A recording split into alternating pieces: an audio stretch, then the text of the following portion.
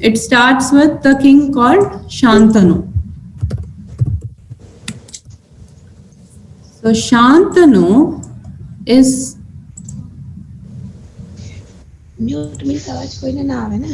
comes from the Kuru dynasty and he comes from the lineage of Bharat. Bharat was a great ruler and he expanded the kingdom so much that Bharatavarsham, the current name, is taken from the Bharat, this ruler. So Shantanu was also a very able and very just king. And Shantanu, what he does is, he one day when he was going near the river Ganges, he was just happened to go there. He sees a very beautiful girl, and her name is, she says, is Ganga.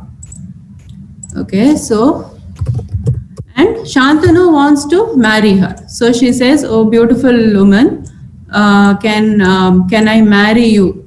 Because I really want to marry you." So then Ganga says, "Yeah, okay, yes, of course, king, but only one condition I have is that I will marry you, but you should never ask me anything, right? If you ask me anything, I will leave you and I will go." So Shantanu is mesmerized by this lady, and then she says, "No problem, I will not ask you anything, I will not question you." So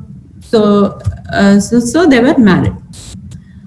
So what happens is, they were married happily, and after some time, a child is born to Ganga and Shantanu, and Ganga takes the child and drowns the child in the river. So Shantanu, obviously, he's very shocked. So he says, "What is this?" He couldn't say what is this, so he kept quiet, right? Because of the vow, because he knows that she will leave him.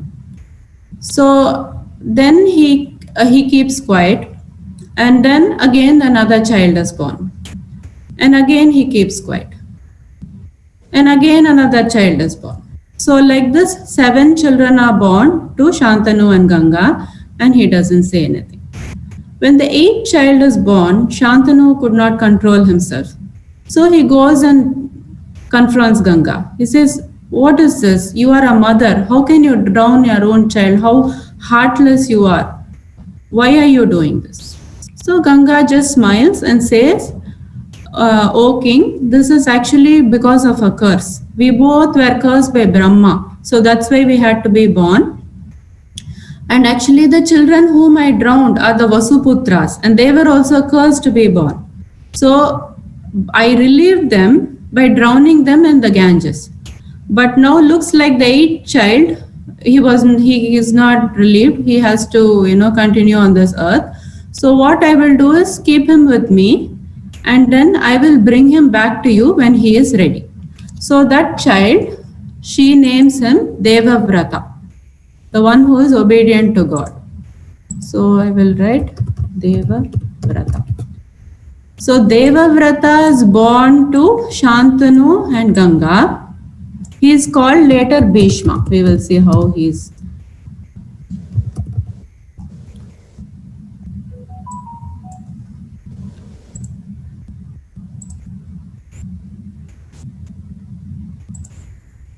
So then what happens? Shantanu is very happy. He got his son back, and Devavrata is very skilled. He is very capable. So Shantanu names him as a crown prince, and he is very relieved of this. And he says, my son is now going to carry on his duties. Then one day what happens? Shantanu happens to be going near the Yamuna river this time. He sees another beautiful lady, and that lady is Satyavati. Okay, Vedavyasa's mother. Vyasa is the son of Parashara Muni. Okay, so Parashara Muni and Satyavati's son is Vedavyasa. You have to remember Satyavati. because she is a very important character in the Mahabharata. So Vedavyasa is the son of Parasharya Muni and Satyavati. Satyavati is actually the daughter of a head of the fisher man, basically. He is a king, and king meaning the head, and Satyavati takes people across Yamuna. So one day Parashara Muni happens to be in the boat, and then the time is very auspicious for a great person to be born, a great scholar to be born. So Satyavati and Parashara Muni's son is Vedavyasa. Vedavyasa, everybody is thinking, okay, he has only written the Mahabharata, but he has got a very much direct connection with all the characters. He is the grandfather of the Pandavas and the Kauravas. How is he the grandfather of the Pandavas and Kauravas? So we have to see a little bit of it, because otherwise we will not understand the story at all. So then he says, oh, beautiful lady, I want to marry you. And she says, no problem, of course, you have my permission, but the permission you need to seek is from that of my father. So you ask my father if you can marry. So Shantanu goes to her father, and he asks her hand. And of course, the father is delighted. Says, I'm very delighted to get my daughter married to you. But there is one condition. My daughter needs to be the queen of Hastinapur, and also her sons need to be the heirs to the throne. Shantanu again is shocked. He says, no, how can I do that? Because Devavrata is now the crown prince. I have given him my word, and he is the rightful heir. Now I cannot do this injustice to Devavrata. So then he goes back, and he is very disappointed, is disheartened.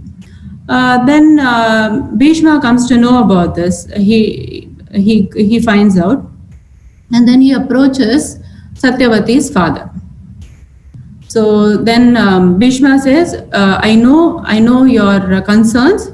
Don't worry, I will not come in that way. I will relinquish my throne, and I will also take a vow that I will not marry, and I will not have any heirs. I mean, they will not become heirs to the throne. So the time he takes this great oath, he is proclaimed Bhishma, or the one who can take such hard vows. So that is why he is called Bhishma.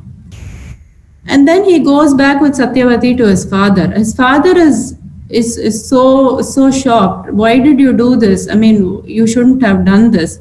And then he gives a very big blessing to Bhishma, saying that because you did such an impossible task, you will be given the power to leave the body whenever you want at your own will. Death will not come to you. You will ask, say, I want to die now. So that is your boon. So that is how Bhishma can control when he dies. Okay. So now Shantanu and Satyavati are married. And then they have two sons called Chitrangada and Vichitravirya. So these two are the actual heirs to the throne, right? But what happens is that Chitrangada dies in a battle. So then he doesn't leave any children. And Vichitravirya gets married to two queens, that is their sisters, Ambika and Ambalika. So Ambika and Ambalika are married to Vichitravirya, right? So now what happens? Vichitravirya also dies. So he doesn't leave any heirs with Ambika and Ambalika. So now Satyavati is in a fix. So she says to Bhishma, please marry Ambika and Ambalika and give some, so that Hastinapur will have a heir. So Bhishma says, no, I cannot, because I made the promise, I will not marry. So then what happens? Satyavati approaches Vyasa, Vedavyasa, who is his own son. In those days, what used to happen is, in a method called niyoga, they could, if there were no sons to the queens didn't have heirs, and their husband died or something, they could approach a respected member of the community or a learned member like Vedavyasa, and they could ask him to be a father their children. So through this method, Satyavati proposes that they get children. So Ambika, when she sees Vyasa, remember, he is doing penance for such a long time, so he has a gory appearance. I mean, he is not, very groomed or looking very handsome. So she gets very scared when she sees Vyasa. And so she closes her eyes. So the child born to her is a blind child who is known as Dhritarashtra.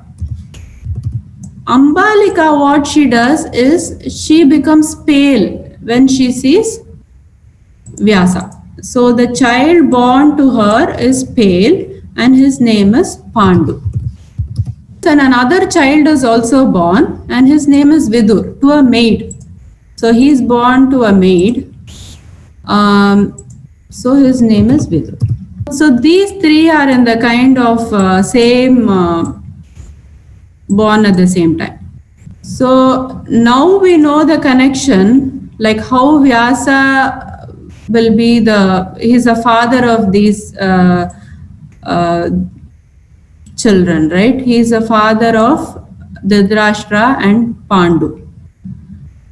So then what happens is, as you all know, Dhritarashtra is a blind king. So Vidur, he is very much learned and all the how the conduction of the activities pertaining to the kingdom. So he says that the blind king cannot be crowned as a ruler. So Pandu has to be the king. So Pandu is crowned as the king. And Dhritarashtra gets married to Gandhari, who is Shakuni's sister. And then they give birth to the Kauravas. So with Duryodhana as the first child, and also one daughter is there, Dushala. So this is how the Kauravas are born. Then Pandu gets married to Kunti and Madri. Through all of them is born the Pandavas. So Yudhishthira, Bhima and Arjuna born to Kunti, and to Madri, Nakula and Sahadeva. So the Pandavas are born. So we all know that actually the tussle is between Kauravas and the Pandavas. Why? Because Dhritarashtra was not the king. Pandu was crowned as a king, and Dhritarashtra always did not like it because he knows that rightfully it was his, but because of his disability, it had to go to Pandu. Then Pandu dies, and the children are small. One thing, and another thing was that they could not rule. And Yudhishthira is the eldest among the Pandavas and the Kauravas. So rightfully, according to the rules, it has to go to Yudhishthira. But then it's a long, big story. The Kauravas did not want to part even with a village. According to the rules, they have to at least govern they have to rule at least one village. Even when that peace talks failed, everything failed, then they were forced to this battle. So we all know that the battle is between the Pandavas and the Kauravas, and this is how it happened. And we know that Vyasa is directly now related to the Kauravas and the Pandavas. He is the grandfather. And how this story comes in play. There are so many numerous stories. We will see it as it goes, but just the starting.